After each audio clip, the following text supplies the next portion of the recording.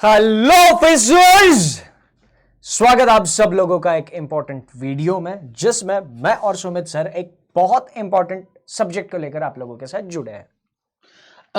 दोस्तों, अभी आप लोगों ने देखा, हम लोगों ने बहुत पार्टी की, बहुत मजा किया सर। अब थोड़ा सा सीरियस होने का टाइम आ चुका है। दोस्तों, आप लोगों ने देखा कि कैलेंडर थोड़ा चेंज हुआ है और बहुत से बच्चे इस चीज़ को लेकर थोड़ा परेशान थे, बट अब डरने की कोई बात नहीं है। एक प्रॉपर प्लानिंग स्ट्रैटेजी के साथ हम लोग आप लोगों के सामने आ चुके हैं। प्लानिंग क्या रहने वाली है, स्ट्रैटेजी क्या रहने वाली है, ये तो अभी हम लोग डिस्कस करेंगे, बट साथ में कुछ इंपॉर्टेंट बातें सर आपको बताने वाले हैं। जी सर। सबसे इंपॉर्टेंट बात, ये सेशन किस किस को देखना चाहिए। छोटा सा वीडियो होगा, आप चाहे बिगिनर हो, चाहे इंटरमीडिएट हो, चाहे आप एडवांस लेवल पर हो, अगर आपका सिलेक्शन हुआ नहीं है और आपने सिलेक्शन लेने की ठान ली है तो ये वीडियो आपके लिए है। सर, सबसे पहले बात करते चेंज हुए टाइम की, है ना। तो ये बदला हुआ कैलेंडर हम लोगों के सामने है। ये कुछ इंपॉर्टेंट डेट्स है। आईबीपीएस पीओ का प्रीलिम्स एग्जामिनेशन 17, 23 और 24 अगस्त को होने वाला है, और आईबीपीएस क्लर्क का प्रीलिम्स एग्जामिनेशन 4, 5 और 11 अक्टूबर को होगा। वहीं पर आईबीपीएस पीओ का मेंस एग्जामिनेशन 12 अक्टूबर और आईबीपीएस क्लर्क का मेंस एग्जामिनेशन 29 नवंबर को होगा। यानी सर, देखने जाए तो अगस्त के बाद हमारे पास लगभग हर महीने में एग्जामिनेशन हर मंथ होने वाला है सर।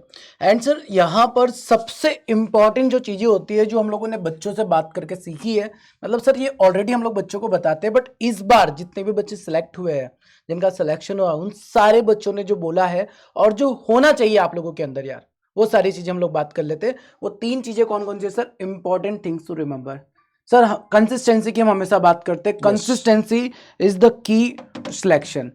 बिकॉज यार क्या होता है कि बैंकिंग एग्जामिनेशन की जब तैयारी करते हैं ना, तो आपका फ्लो स्टार्टिंग में तो ऐसा रहता है, उसके बाद फ्लो डाउन होता है सर, परफॉर्मेंस डाउन होता है। और जहां डाउन होता है ना, बच्चा क्या करता है, भटकना शुरू कर देता है कि चलो अब यहां से नहीं हो रहा है तो कहीं और चलते हैं, यहां नहीं हो रहा तो कहीं और चलते हैं। और ये जो आप कंसिस्टेंसी अपने ब्रेक कर देते हो ना बेटा, ये सबसे बड़ा रीजन होता है सिलेक्शन नहीं होने का।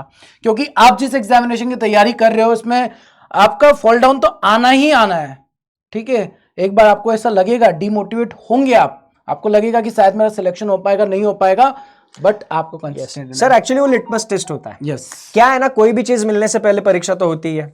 अब वो परीक्षा इस चीज के लिए होती है कि वो कितनी शिद्दत से उसको चाह रहा है। यस। अब आपको सिलेक्शन चाहिए, तो सिलेक्शन तक पहुंचने के लिए आपको यस कुछ मुश्किलें आएगी, और उन मुश्किलों को सामना करने के लिए, उन मुश्किलों को जड़ से उखाड़ फेंकने के लिए हम लोग यहां पे खड़े हैं, है ना। तो मुश्किलें आएगी, हम ये नहीं कहें कि मुश्किलें आएंगी नहीं, बट यस, उनको जड़ से उखाड़ के फेंक देंगे हम लोग, उसमें आपके साथ है। तो सर ने जो कंसिस्टेंसी वाली बात कही है, हर एक एस्पिरेंट कह रहा था, जो भी हो, जो भी आपका मन करे, जैसा भी आपको लगे, आपने जो चीजें इनिशियली फाइनल करी थी, आखिरी तक उनको चिपके रहना है, ऐसे छोड़ना नहीं है। मतलब कंसिस्टेंट आपको रहना ही पड़ेगा। सर, आपने एक और बात कही कि जहां से थोड़ा सा डिमोरलाइज होना शुरू होते हैं, वहां पर बच्चे भटकना शुरू कर जाते हैं। तो मतलब क्या होता है ना, कई बार आज यूट्यूब के टाइम में बहुत सारे रिसोर्सेज अवेलेबल है। यस। तो लगता है यार इधर से मार्क नहीं आ रहे, उधर से, पर क्या उधर कॉन्सेप्ट कुछ नया मिलेगा?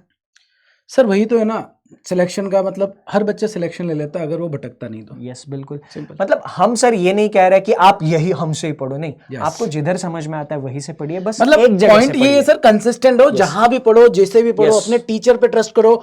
आप है ना, जब वीडियो देखेंगे, सक्सेस पार्टी का वीडियो देखेंगे, हर एक बच्चा यही बोल रहा होगा।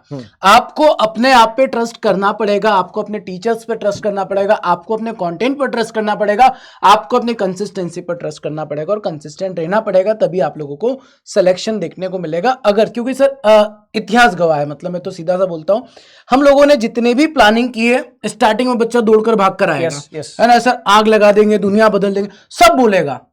बट सर 2-3 क्लासेस के बाद क्या होता है, फिर उसकी दुनिया बदल जाती है, फिर जज्बात उसकी बदल जाते हैं, हालात बदल जाते तो हैं। सर सिलेक्शन में तो वही लेकर जाता है ना जो कंसिस्टेंट रह जाता है। तो बेटा, जो बच्चा सिलेक्शन लेने के भूखा है, मतलब चाहिए कि सर 2026 में तो पार्टी में हम लोग भी रहने वाले हैं, तो उन सारे बच्चों को कंसिस्टेंट रहना पड़ेगा। सबसे पहले अपने दिमाग में फिक्स कर लो कि मैं तो कंसिस्टेंट रहूंगा, कंसिस्टेंसी मेरी बिल्कुल ब्रेक नहीं होगी, चाहे मेरे दोस्त का बर्थडे हो, दोस्तनी का बर्थडे हो, दोस्त की गर्लफ्रेंड का बर्थडे हो, किसी का बर्थडे हो, या कुछ भी हो, नहीं जाने का। ये दोस्त की गर्लफ्रेंड कहां से आ गई बीच में? सर बहुत सारे बच्चे रीजन देते हैं सर, दोस्त के साथ जाना पड़ता है, ठीक है। Second sir, conceptual clarity. देखो यार, अगर आप बिगिनर हो तो आपको इस स्टेप का खास करके ध्यान रखना है।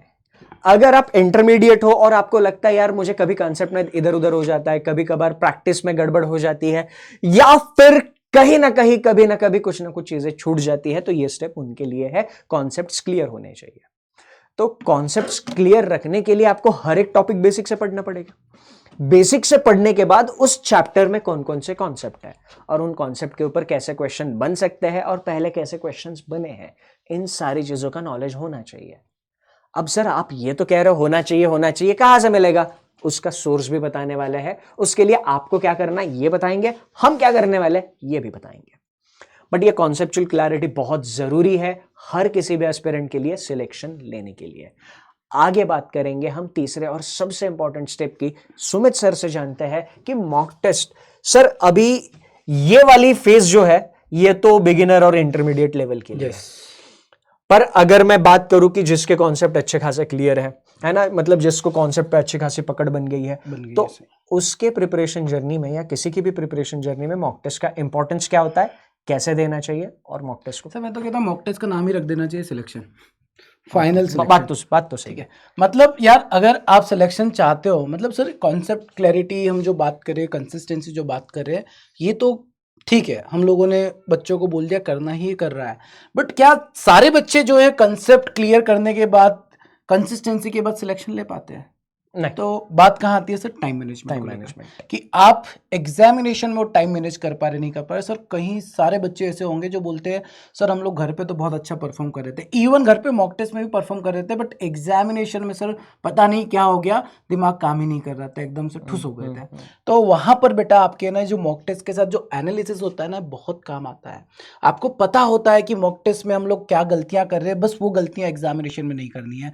हमको पता होता है एनालिसिस से कि कौन से सवाल बनाने होते हैं, कौन से सवाल स्किप करने होते हैं, कौन से सवाल मार्क रिव्यू करने होते हैं। और ये चीजें अगर आप सीख गए, सर मैं हमेशा बोलता हूँ स्किप करना भी एक आर्ट है। यस, वो आना चाहिए आप लोगों को। अगर वो नहीं आता है, सपोज फॉर एग्जांपल आप लोगों ने क्वांट में टाइम एंड वर्क का एक सवाल ले लिया और जीत पर अड़ गए नहीं, इसको बना के रहेंगे क्योंकि टाइम एंड वर्क बहुत अच्छे से आता है आपको, एग्जाम में नहीं बना, जीत पर अड़ गए ना बेटा, तो वहां पर तकलीफें शुरू होती है, हमारे स्कोर डाउन होते हैं। तो इसके लिए मॉक टेस्ट और एनालिसिस बहुत बहुत इंपॉर्टेंट होता है। तो सर ये सारी बातें तो हम लोगों ने बच्चों को बता दी। आप कुछ बोलना चाह रहे हैं? ये आप बोल रहे थे ना स्किप करना इज एन आर्ट, तो मेरे दिमाग में आप 5वें स्टंप की बॉल ना छेड़े तो आउट नहीं होते। या आगे सर अब वो तो स्टंप भी नहीं रहा, प्लेयर भी नहीं रहा। तो प्लान क्या है? प्लान क्या है? सर बातें कर ली, सब समझ में आ गया, प्लान क्या है, कैसे करेंगे? देखो अब हमारे सामने बहुत सारे एग्जामिनेशंस है और हम लोगों की तैयारी ऐसी ही होनी चाहिए कि एक चैप्टर अगर हमने एक बार पढ़ लिया ना, फिर आगे आने वाली एग्जामिनेशन के लिए उस चैप्टर को पढ़ने की जरूरत नहीं होनी चाहिए। बेसिक आइडिया ये है। सर मैथ्स में भी ऐसा ही होता है? डेफिनेटली सर, है ना। एक बार परसेंटेज आपने पढ़ लिया, फिर IBPS PO clerk, RRB PO clerk, SBI PO clerk, सब में कॉन्सेप्ट वही इस्तेमाल होंगे। सर ये मेंटेलिटी तो बदलनी पड़ेगी बच्चों की कि सर आरआरबी क्लर्क के लिए अलग पढ़ना होता है। नहीं कुछ नहीं, है ना। तो ऐसे जो नए बच्चे, स्पेशली सर जो बच्चे पहले से पढ़ रहे होते हैं उनको क्लियर है, बट जो बच्चे नए हैं ना बेटा, आप लोग ध्यान से इस बात को समझो कि अलग अलग एग्जामिनेशन के लिए एक ही सब्जेक्ट को अलग अलग तरीके से नहीं पढ़ना होता है। मैं ये बोल सकता हूँ कि प्रैक्टिस में परिवर्तन करना पड़ सकता है। मतलब क्लरिकल में इजी पेपर होता है, वहां स्पीड के ऊपर फोकस करना होता है। पीओ की बात करें तो वहां पर आप लोगों को कॉन्सेप्ट के ऊपर ज्यादा फोकस करना पड़ता है, बट सिलेबस सभी का सेम है, कॉन्सेप्ट्स वही है। और सर देखिए ना, जैसे ही हमारा आईबीपीएस पीओ एग्जाम होगा, अब आप आईबीपीएस क्लर्क के लिए फिर से सारी चीजें थोड़ी पढ़ सकते, टाइम ही नहीं है। यस। तो उसके बाद आरआरबी क्लर्क आएगा, आरआरबी पीओ आएगा। तो यार एक बार पढ़ो, स्मार्ट पढ़ो और ऐसा पढ़ो कि भाई सब कुछ क्लियर करते हुए आगे जो हमारा थर्ड स्टेप होता है मॉक टेस्ट और एनालिसिस, उस पर फोकस करते हुए हम लोग सिलेक्शन लेकर निकल जाए। ठीक है। तो सर अब हम लोग प्लान रिवील कर देते, बच्चों को बता देते क्या प्लान रहने वाला है ना। सारे बच्चों को क्लियर, तैयार है, रेडी है? चलो सर प्लान रिवील कर देते। तो ये है 0 to हीरो प्लान, जो कि अब से स्टार्ट होने वाला है बैंकिंग वाला के ऑफिशियल यूट्यूब चैनल पर। डेली सर अब तक हम लोग 7 से 9 बजे तक अल्टरनेट क्लास ले रहे थे। उन क्लासेस को अभी हम लोग चेंज नहीं कर रहे हैं। पूरे प्लान को ध्यान से सुनना। डेली हम लोग एक दिन रीजनिंग का टॉपिक रहेगा, एक दिन मैथ्स का टॉपिक रहेगा। मैथ्स के टॉपिक में क्या होने वाला है, हम एक टॉपिक को लेंगे, एकदम जीरो से उठाते हुए सारी चीजों को पढ़ते हुए कंप्लीट करेंगे, और उसके बाद previous year question paper discuss करेंगे। लास्ट ईयर आपके कैसे पेपर आए थे, कैसे क्वेश्चंस आए थे उस पर्टिकुलर टॉपिक से। तो आपके सर 2 चीजें क्लियर हो जाएगी। एक तो बच्चों का कई बार डाउट रहता है ना सर, पेपर का लेवल कैसे आता है, पेपर के क्वेश्चंस कैसे आते हैं, वो भी क्लियर हो जाएगा, आपका कॉन्सेप्ट भी क्लियर हो जाएगा। मतलब सर ये तीनों बच्चों के लिए रहेगा। बिगिनर स्टार्टिंग से पढ़ लेगा, इंटरमीडिएट बच्चे के लिए भी हो जाएगा, एडवांस के लिए तो सर अलग से मेंस के क्लासेस भी करेंगे। बाकी एडवांस वाले बच्चों को भी इस सेशन से पूरा फायदा मिलने वाला है। तो जीरो टू हीरो इसीलिए हमने लिखा है कि सर सेशन का पहला घंटा अपन जीरो मतलब एकदम बेसिक से पूरा क्लियर करेंगे और उसके बाद बच्चों को उसी सेशन में उसी टॉपिक के लिए हीरो बना देंगे। यस तो प्लान ऐसा है, एक सेशन में एक टॉपिक कॉन्सेप्ट्स के साथ, प्रीवियस ईयर क्वेश्चंस के साथ परफेक्ट हो जाएगा। आपको अपनी एंड से उतने टाइम के लिए फोकस्ड होके बैठना है, हर रोज बैठना है ना, क्योंकि सर वो आजकल इंस्टाग्राम पे बहुत चल रहा है, मतलब ये रिलेशनशिप्स में जो चल रही है ना चीज़ें, तो उसको लेकर बहुत सारी चीज़ें चल रही है कि रिलेशनशिप में आप इंटेंसिटी मत देखो। मतलब ये होता है ना, कई बार जोश जोश में आके एक आध दिन बहुत सारी ज़्यादा चीज़ें कर ली, है ना, तो ये इंटेंसिटी नहीं, कंसिस्टेंसी चाहिए। मतलब एक दिन जोश जोश में आके 8-10 घंटा पढ़े, मैं पढ़ाई की बात कर रहा था, इधर उधर मत जाना, 8-10 घंटा एक ही दिन पढ़ लिया पर आगे पढ़ा ही नहीं, तो फिर उसका कोई फायदा नहीं है। आप भले 4 घंटे पढ़ो पर रोज पढ़ो, है ना। सर चिराग की मम्मी ने क्या कहा अभी सक्सेस पार्टी में, कितने घंटे पढ़ाई करता था चिराग? पढ़ाई से ज्यादा मेरे को ये ध्यान था कि मम्मी तो बोलती बेटा देख लड़की बट वो क्या बोलता है नहीं। तो चिराग की मम्मी जब सक्सेस पार्टी में हमारे उन आंटी जी के साथ मुलाकात हो गई तो उन्होंने कहा चिराग 4-5 घंटे पढ़ता था पर रोज पढ़ता था। रोज ये वर्ड बहुत ज्यादा इंपॉर्टेंट है। तो आपको कंसिस्टेंटली पढ़ना है। आपका हर एक टॉपिक एकदम अच्छे से क्लियर करने के लिए प्लान बनाया है। उसी सेशन में कॉन्सेप्ट भी कराएंगे, प्रीवियस ईयर क्वेश्चंस भी करेंगे और आने वाले एग्जामिनेशंस में क्या क्या चेंजेस हो सकते हैं ये भी सारी चीजें। सर एक बार ना बच्चों को ये बता देते कि हम 2 घंटे का सेशन क्यों कर रहे हैं। हम चाहे तो डेली भी कर सकते बेटा। रेगुलर करने का क्या हम लोगों को थोड़ा सा नुकसान जो दिख रहा था वो कि 1 घंटे का सेशन रहता है, स्टार्टिंग में सर हाय हेलो करने में 10-15 मिनट निकल जाते हैं और फिर वहां पर है ना सेशन में एक टॉपिक पूरा कंप्लीट भी नहीं हो पाता है। हम ये चाह रहे हैं कि एक बार आप 2 घंटे पूरे अच्छे तरीके से पढ़ो, पूरा टॉपिक क्लियर करो, नेक्स्ट डे आपका अगला टॉपिक स्टार्ट हो जाए और इसी के अकॉर्डिंग आप लोग प्रैक्टिस भी कर सके। बिल्कुल, मतलब क्या ऐसा नहीं होना चाहिए कि 1 घंटा क्लास किया फिर अगले 1 घंटे में फिर वो टॉपिक कंप्लीट नहीं हुआ तो ब्रेक हो जाता है, फिर हम लोग कई बार कंसिस्टेंट नहीं रह पाते तो दिक्कतें भी होती है।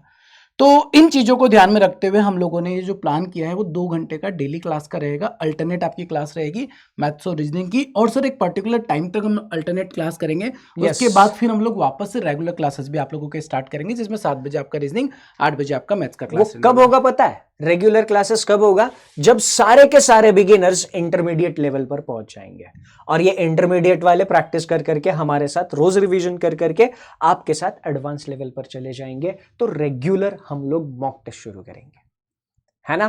तो रेगुलरली क्लासेस यहां पर चलेगी, अभी भी रेगुलर ही है, बस क्या है सब्जेक्ट आपको ऑल्टरनेट डे मिल रहा है। कल मंडे को रीजनिंग की पहली क्लास होगी 7 to 9, फिर उसके बाद ट्यूसडे को सुमित सर की क्लास होगी और ऐसे so on and so fourth चलता रहेगा। तो बस यार प्लान ये है। एक्चुअली आगे की स्लाइड पर जाने से पहले ना थोड़ा सा भावुक हो गए थे मैं और सुमित सर। इस वीडियो को रिकॉर्ड करने से पहले ही मुद्दा छिड़ा था, मतलब मैं इस पे लिख रहा था, सुमित सर उधर बैठ के मुझे कुछ कुछ बता रहे थे और ऐसे ही टॉपिक छिड़ गया यार। वो सक्सेस पार्टी में है ना, हम में कुछ स्टूडेंट्स का एक्सपेक्टेड था उनका आना, बट कुछ अनफॉर्चुनेट रीजंस की वजह से, कुछ भी हो सकता है, थोड़ा बहुत किस्मत का रोल हो सकता है या XYZ कोई भी रीजन हो, वो लोग वहां पे हमें दिखे नहीं, सिलेक्शन इस साल वो ले नहीं पाए। तो हमें मतलब वहां पर स्टूडेंट्स के साथ एंजॉय करना मजा आया, बहुत मजा आया, पर कहीं ना कहीं इस चीज की कमी हमें खल रही थी यार। और भी स्टूडेंट जो हमें एक्सपेक्टेड थे और भी आ सकते थे, वो इस बार हमें नहीं दिखे। तो ये जो दिल को खली हुई चीज है, ये जो दिल को लगी हुई बात है, उस कसर को इस बार हम लोग पूरा करना चाहते हैं और उसी के लिए हम लोगों ने हमारा अभी तक का जितना भी एक्सपीरियंस है, आप लोगों के परफॉर्मेंस को देखकर, हमें एग्जामिनेशन का लेवल जो देखकर समझ में आया, उसको लेकर ये 0 to हीरो हम लोगों ने प्लान बनाया। यस एग्जैक्टली यार, कि बहुत सारे सर ऐसा नहीं कि बहुत से बच्चों का सिलेक्शन हो गया है, तो बहुत से बच्चे हमारे पास ऐसे नहीं थे जिनका सिलेक्शन नहीं हुआ है, जो अच्छा नहीं पढ़ते थे, परफॉर्म नहीं कर रहे थे, बट नहीं हुआ सिलेक्शन। बट सर पॉइंट तो ये आता था ना, सिलेक्शन नहीं हुआ है। तो बेटा हम लोगों को ना यहाँ पर डिमोटिवेट नहीं होना, सबसे इंपॉर्टेंट बात तो ये है सर। क्योंकि क्या होता है ना सर, जब किसी बच्चे का सिलेक्शन नहीं होता है तो केवल वही समझ पाता है कि उस टाइम पे वो क्या फील कर रहा होता है। ठीक है, सिलेक्शन जब रिजल्ट आता है ना तो 2 तरीके से बच्चा रो रहा होता है। एक सिलेक्शन वाला बच्चा भी रो रहा होता है, और एक जो सिलेक्ट नहीं होता है ना वो बच्चा भी रो रहा होता है। इन दोनों के रोने में बहुत ज़्यादा अंतर होता है। ठीक है सर, जो बच्चा सिलेक्ट नहीं हुआ वो कहीं ना कहीं अपने आप पे डाउट करने लगता है। और पता है सबसे बड़ी चीज तो ये बोल देता है कि मेरी किस्मत ही नहीं सही है। ये हो जाता है ये जब असफलता के दौर से चल रहा है। और सर बच्चा ये मानने लगता है कि आगे भी मेरी किस्मत रहेगी नहीं रहेगी। बट सर एक सिंपल सी बात है कि मेहनत अगर करते रहते हैं ना तो फाइनल रिजल्ट सर मेहनत हाथ की लकीर बदल देती बदल देती है ना? तो आपकी तो मेहनत में उतना दम है मे ना। भी हो सकता है कि इस बार आपका सिलेक्शन ना हो। सर बहुत सारे बच्चे तो नए होंगे जो ये चीज़ों को पहली बार देख रहे होंगे। सर ऐसे बहुत सारे स्टूडेंट्स के साथ हम हम्म चिराग जिनकी बात हम कर रहे थे, IBPS RRB PO नहीं, IBPS RRB क्लर्क नहीं, उसके बाद IBPS PO नहीं, IBPS पर SBI क्लर्क फोड़ दिया। हाँ, उसके बाद SBI PO जिन्होंने फर्स्ट अटेम्प्ट में निकाला, उसके पहले IBPS PO नहीं, है ना? तो ये part and parcel of the game. बस ये गेम से उस पार वो जल्दी पहुंच जाता है जो चीजों से सीखता सर है। वही बात हो गई ना, कुछ बच्चे सक्सेस बहुत जल्दी पा लेते हैं, सक्सेस का मजा ले लेते हैं, और कुछ बच्चे फेलियर का पहले मजा लेते हैं फिर सक्सेस का मजा लेते हैं। ठीक है, बट फेलियर के बाद जो सक्सेस मिलती है उसका मजा भी कुछ मजेदार ही होता है। बात ठीक है। बिल्कुल सही है। सो यहाँ पर दोस्तों फाइनली आप लोगों के लिए, सभी के लिए जो बच्चे चाहते हैं, ठीक है सर, हम दिल से चाहते हैं। हाँ 2026 के यस, सक्सेस पार्टी में अगर आप, मतलब आप हमको देखना चाहते हैं, हम आपको देखना चाहते हैं, बात इतनी सी है। आग दोनों तरफ बराबर आग है। दोनों तरफ बराबर लगी होनी चाहिए। देखो मेहनत की बात की जाए तो आप लोग बहुत टाइम से, जो बच्चे पुराने होंगे, जो पहले से हम लोगों के साथ जुड़े होंगे, आप लोगों को पता है कि मेहनत में कमी टीचर्स की तरफ से कभी नहीं रही है। ठीक है, हम लोगों ने हमेशा जो प्लान बनाया है उसके ऊपर पूरी ईमानदारी से मेहनत की, और सर पूरा सक्सेसफुली हम लोगों ने एग्जीक्यूट भी किया है। बिल्कुल। ठीक है। सो इस बार बारी बेटा आप लोगों की तरफ से भी होनी चाहिए, है ना, बराबर आग होनी चाहिए, जो सर ने बोला है अभी। ठीक है, तो जो बच्चे चाहते हैं 2026 की सक्सेस पार्टी में अपने आप को देखना, अपने टीचर्स के साथ सेलिब्रेट करना चाहते हैं, वो सारे बच्चे इस वीडियो के नीचे कमेंट करके लिखेंगे सक्सेस पार्टी 2026। मतलब ये आप लोगों के जो कमेंट्स होंगे ना बेटा, ये कमेंट्स को हम लोग है ना रिकॉर्ड करके रखेंगे, हमारे पास रखेंगे। वो कौन कौन था सिलेक्शन पार्टी में हम ये चीज देखेंगे, ये चीज है ना? देखेंगे। आप ही याद दिला देना, आप ही दिखा देना कि ये वो सेशन था जिसके नीचे मैंने उस दिन कमेंट किया था, और इस कमेंट को आज मैं मैनिफेस्ट कर रहा हूं। उस दिन मैंने मेरे दिमाग में सोचा था, और उस दिन सोची हुई चीज आज मैं रियलिटी में ला चुका हूं। और ये सर, ये कुछ बच्चे होते हैं ना जो नेगेटिव सोचते हैं, सर ऐसा करने से क्या होगा, ये तो बेटा पहली स्टेप है आप लोगों की, जहां से आपको आगे बढ़ना है। मतलब ये तो सोचना ही मत कि क्या ही होगा मेरे कमेंट कर देने से, सर भूल जाएंगे, ऐसा बिल्कुल नहीं होने वाला बेटा। पहला स्टेप आपका पॉजिटिव है, तो पॉजिटिव के साथ ही आगे बढ़ो। ये मत सोचो कि आगे चलकर मेरे साथ क्या होगा क्या नहीं। अगर बच्चा ईमानदारी से मेहनत करने को तैयार है ना बेटा, अपॉर्चुनिटी बहुत ज्यादा रहती है एक साल में। अगर आप देखेंगे IBPS PO, IBPS clerk, SBI clerk, SBI PO, RRB PO, RRB clerk, 6 major minimum opportunities आप लोगों के पास रहने वाली है।